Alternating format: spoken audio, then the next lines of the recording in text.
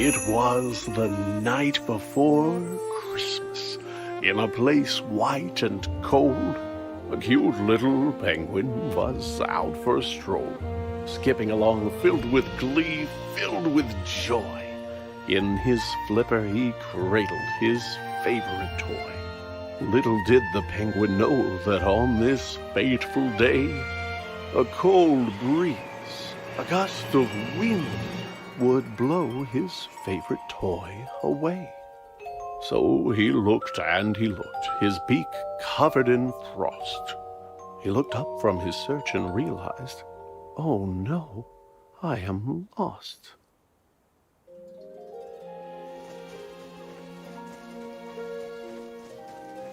Not only his toy, but his path was gone too.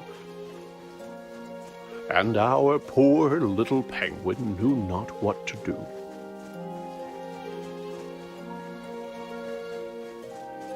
So he began walking with no hope in sight.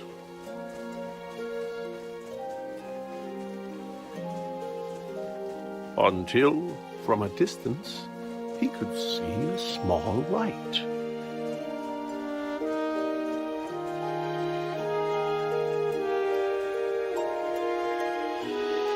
As he moved ever nearer, it was clear 'twas a home. And outside, in the front, he could see a small gnome.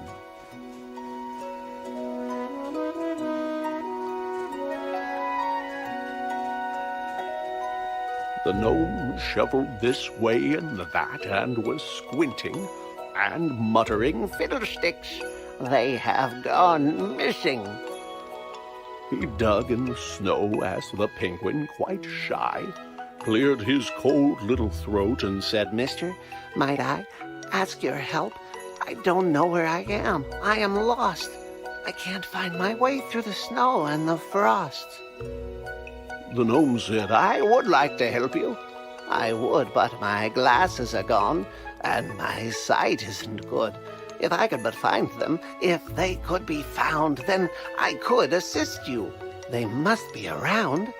Where did you have them last?" asked the penguin, so cute. The gnome thought and answered, "While gathering fruit, I was out picking berries, and the snow, how it fell. It frosted my lenses. I couldn't see well. I removed them to wipe them, but they slipped from my hand.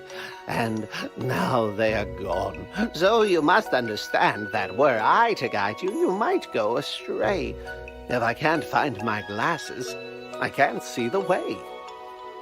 The lost little penguin felt sympathy for the sad, sightless gnome, and he set out once more, but instead of attempting to get home in haste, he would look for the glasses the gnome had misplaced.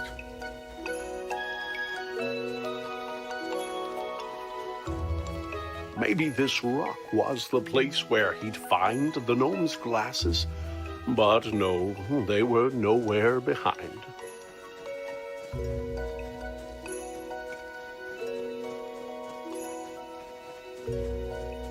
Could the glasses be here on the stump of this tree? They were not, it appeared. But where could they be? The berry bush seemed like a wise place to search. And there, on a branch, like a bird on its perch, sat the glasses, just where they had fallen. And so the penguin retrieved them, and turned back to go.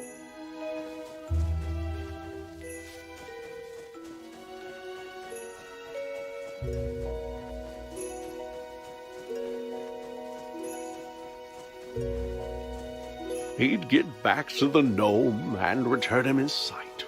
Then once again face his disheartening plight. Being lost wasn't fun, but the penguin was glad that he'd gotten to help and was happy he had.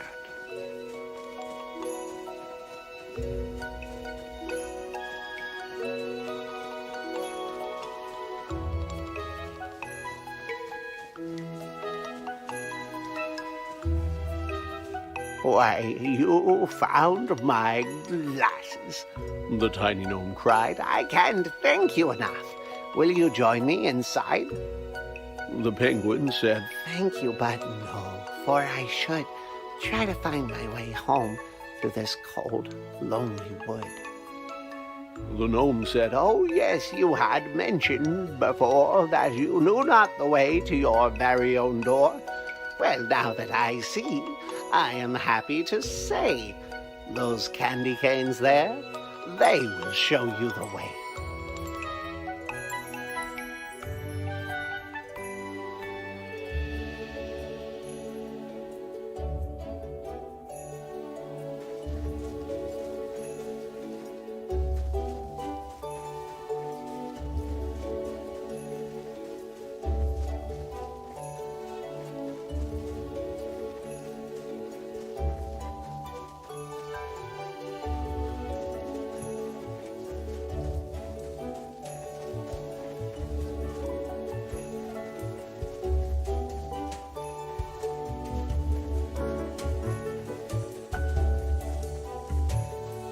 The penguin continued to walk down the track.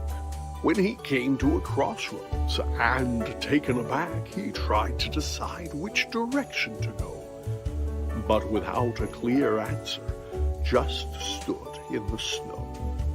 You look like a guy who's in need of a hand, came a voice, and the penguin did not understand where the voice could have come from, for no one was there, save for 3 mounds of snow piled up in the air. Down here, said the voice. Turn those peepers down south. I may look like pebbles, but I'm really a mouse.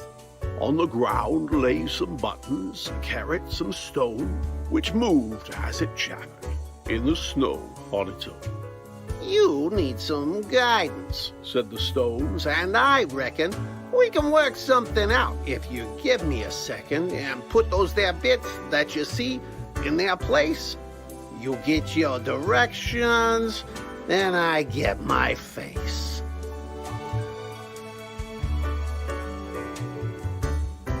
As a face maker, you've got impressive technique, said the snowman, and look, now we both got a beak. Much better, he said. This was a good plan. Let me take a good look at you, now that I can.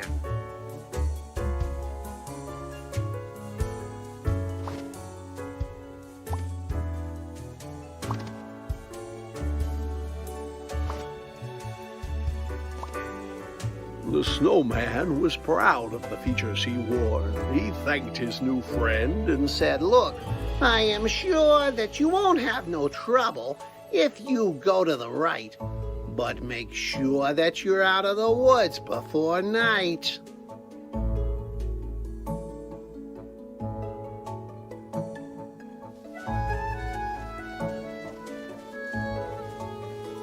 The penguin did not stick around, wait, or dawdle, and set off at once, to the right with a waddle. But though he walked on just as fast as he might, soon dusk was upon him, and thereafter came night.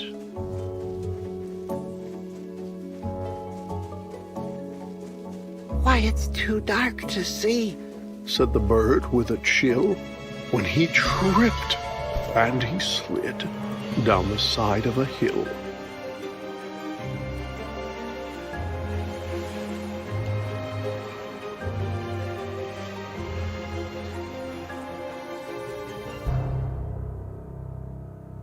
Deep in the woods, in the dark, all alone, frightened and tired and chilled to the bone, the poor little penguin, under stars bright and twinkling, was certain he heard, far away, a light tinkling.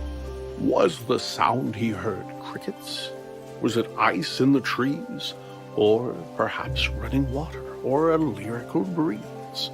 As he moved ever nearer, though it seemed far away, he felt sure it was bells, like you'd find on a sleigh. The penguin was moving past branches and bark, when a man turned around and stepped out of the dark. The man said, "My goodness, you're only a child. What brings a young penguin out here in the wild?" "It wasn't on purpose," said the cold little bird. "Perhaps," said the man, "I could see you chauffeured to your home in my sleigh, for unless I am wrong, it's the next on my route, and the trip won't take long."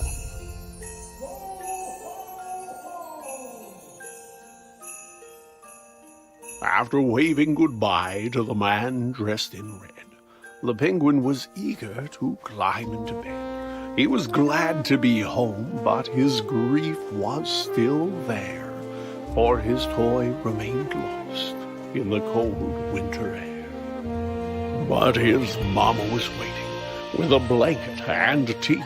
There were songs in his heart and bright lights on the tree.